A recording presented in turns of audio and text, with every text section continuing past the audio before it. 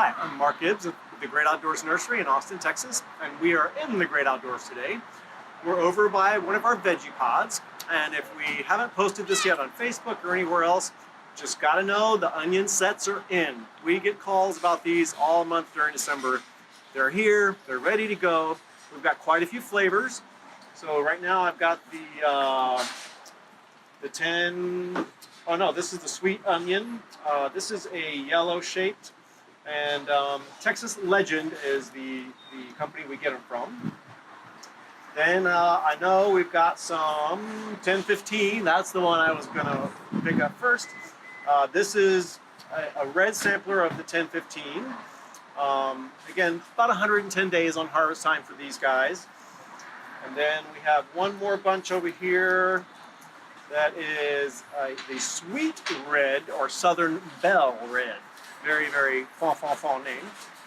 So there are some great selections out there to look at.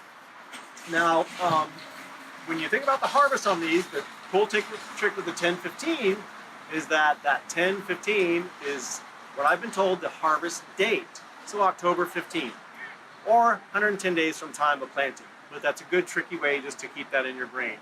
One of the things that onions want for sure is to be in a full sun area, and they prefer a higher nitrogen. Obviously, with a root crop like this, for some reason I usually think they're going to want phosphorus, but it's actually nitrogen, getting those greens going on the top. So I want to give you two ideas here on fertilizer approach. Number one, you can use something like the Happy Frog 745, great nitrogen source, decent on potassium, nice on phosphorus. So the thing to remember here, the beneficial microbes in here are working with the root system of the plant. Okay, this is a root crop. What's cool is the microbes here, when the root's expanding, every time the root grows, the microbe grows with it. So it's symbiotic. The microbes here are working with the roots, shaking hands with the roots. Then you come over to something like the Micro Life. Now, much higher nitrogen, still about the same phosphorus, a little high on potassium, but this one is shaking hands with the soil. The soil is what's being activated with these microbes here. So two different approaches. Maybe say you've got a stagnant bed, something you haven't worked in a while. You might want to work on getting that soil a little happier, helping it to shake hands better with the root system and transfer some of the nutrients.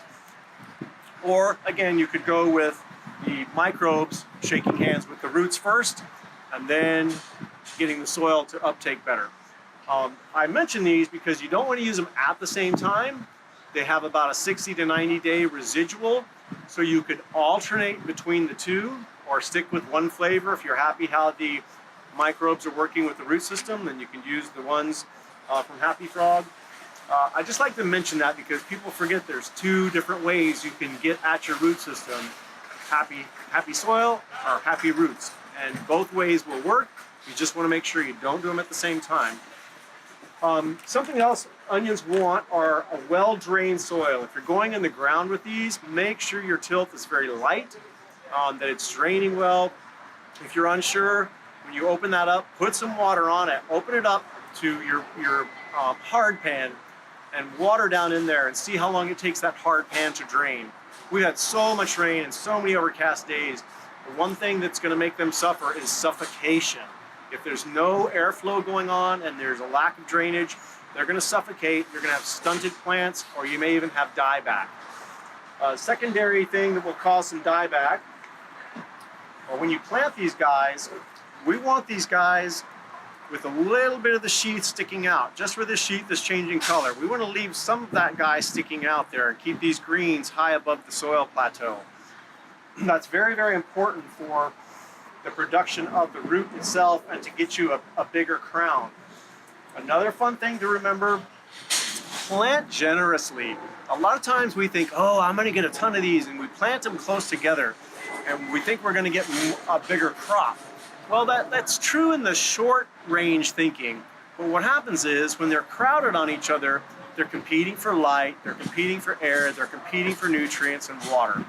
All of those things combined will actually give you a more stunted plant. Other thing that happens is disease will set in easier. If you've got these guys overlapping and those crowns are overlapping so tightly, if there's any disease that comes along or insect that comes along, it can spread faster.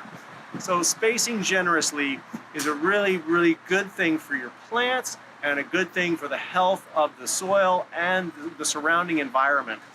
So onion sets like to be on about a 5-inch space. So I've got about 5 inches between my little finger and my thumbnail here. And again, I'm just going to nest it down in there. And when we've already got our nutrients tilled into the soil, I like to start off prepared that way. Then I'm keeping that sheath a little bit above, giving it a little tug. We don't want to come in here and compact this. That's probably going to shear some roots, number one. But it's also going to clog up the airflow. The tighter that soil is, the less air it's going to get, and the harder it's going to be for water to penetrate and give it a healthy watering. You can come back and water this if you do see them settle. You can hold it by the tip top here and water, let that soil settle down, and sprinkle some more soil around. You can see we've got a little bit of the bulb shining at the top, but that's leaving us a little layer for mulch. You have to be careful because we don't want that mulch or the soil to get up to these greens. That'll cause some rotting and damage to those greens, and automatically your plant's going to go into decline. Those greens need to be up where they can get lots of air and sunlight. I know I keep repeating that, but you're going to be surprised how quickly they start reproducing once they're getting that adequately. So we've got a 5-inch. Some people will do a straight row. It's fine if you want to put it all in a straight row. I tend to do a straight row, and then I'll come in and do an offset row. And I had another little freebie out here. We've already got our nutrient in there. Again, I'm not going to pack these guys down. I'm not going to force anything around the root system. We're going to come back in a little bit and water these guys. And let that water give it the soil down to where it needs to go, and then we'll add some more soil if we need to.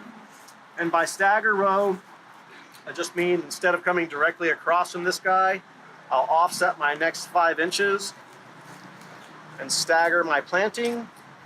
So I have, when these crowns are producing, if I do it in the very next row, these crowns are going to be producing in the exact same space. If I do a little offset, they'll round out a little fuller. They won't just be soldiering as they grow out.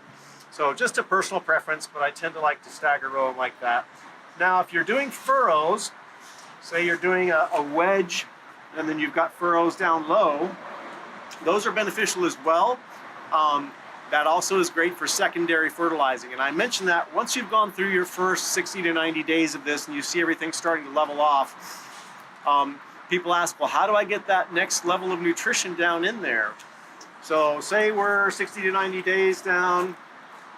Well, I'm going to come, usually the way these leaves are on here, these little leaf blades, the crown, however far they're out to the edges, our drip line is where all those new roots are going to be. So they're probably going to be 4 or 5 inches away from the plant. So then I would do a little tiny trough around that space, being sure not to hit the bulb or the onion set itself. I would pour in the amount of fertilizer it says for the size of the greens, water that, get it dissolving, and then cover it back up. Okay? We don't want to just sprinkle it on top of the soil and walk away.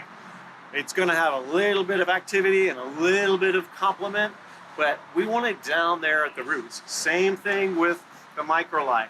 Make a little trough, get it down there at least an inch, inch and a half, wet it so it starts dissolving, and then cover it back up. That's going to be the way to do your secondary application and be effective when you do it. It's very important to notice the climax when your plants have really hit their peak and they've sort of leveled off. That's going to be a good telltale sign that that nutrition has been spent. The other thing people like to do, you can switch to a liquid. Liquids you do a little more often. These guys give 2 dilution ratios, so you can do it once a month at a strong dilution ratio or twice a month at a weaker ratio. Again, I like to spread things out on something like that, so I'd probably do it twice a month at the weaker ratio. The difference here is you're going to see immediate turnaround on the effect, and if you've got something that's stalling on you or you're wondering if it's in need, a liquid fertilizer is a great way to detect if that's going to be what the issue is. because you'll notice the effect within 7 to 10 days easily, and that'll tell you it's a nutrition deficiency. I guess, that's really the good rundown right now. Mulching is important. Obviously, these are babies right now. If we're going to hit a duration freeze, which is under 32 for an extended period, more than a few hours, even a few days or a couple of weeks, you can mulch up to these greens. You can bring some mulch up that high. They still may take a burn on the greens. We do sell a fabric that you can put over them called insulate if you want to keep the greens a little safer. But just remember, after that thread is gone, you want to pull that mulch back a little bit again and get that crown breathing, get that surface area breathing again, and get some sunlight to it. That's going to help keep the soil a little bit warmer, and it's going to help it dry out better, especially with all the rain and cloudy days we've had. They're going to love you for doing that. If you have any questions or need any help picking any choices on the onions or any fertilizers or techniques, please come in and ask us. We'd be glad to help.